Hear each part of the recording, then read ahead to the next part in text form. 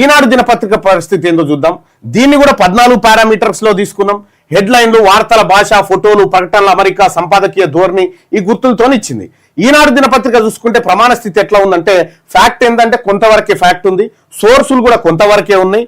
బహుపక్ష దృక్పథం ఉందా అంటే ఇరుపక్షాలకు సమానమైనటువంటిది ఉందా అంటే లేదు. ఫ్యాక్ట్ ఒపీనియన్ ఉందా అంటే లేదు. హెడ్లైన్ సంయమనం ఉందా అంటే లేదు. సున్నిత అంశాలు కొంత మేరకు కంట్రోల్ చేయబడ్డాయి. రాజకీయ ప్రభావం కూడా కొంత మేరకు కంట్రోల్ చేయబడ్డది. ప్రకటనల ప్రభావం ఖచ్చితంగా ఉంది. కరెక్షన్స్ లేవు, సెన్సేషనలిజం లేదు, సామాజిక న్యాయం అసలే లేదు, నిష్పాక్షికత అసలే లేదు, ఫోటో నైతికత కొంత ఉంది, ఒరిజినల్ రిపోర్టింగ్ కొంత ఉంది. అంటే ఈ 14 ఇట్లలో దాదాపు 6 ప్రమాణాల్లో కొద్ది మేర ఈనాడు దినపత్రిక ప్రమాణాలు పాటించింది. ఇక 8 ప్రమాణాల్లో అట్టర్ ఫ్లాప్ అయిపోయింది ఈనాడు దినపత్రిక.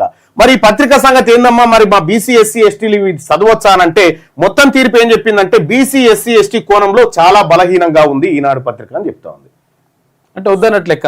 ఇది మనం పరీక్షలు రాస్తే రిజల్ట్స్ ఎప్పుడు వస్తాయని వెయిట్ చేసి అదేం లేదు, దీనికి ఇస్తే వెంటనే ఇస్తుంది అప్పటికప్పుడే. ఇప్పుడు ఇస్తే ఇప్పుడే రిజల్ట్. ఎక్కువగా పాటించింది అసలే ఎక్కువగా పాటించింది ఈ 14 ప్రమాణాల్లో ఎక్కువగా పాటించింది అంటే ఏ ఒక్కటి కూడా లేదు.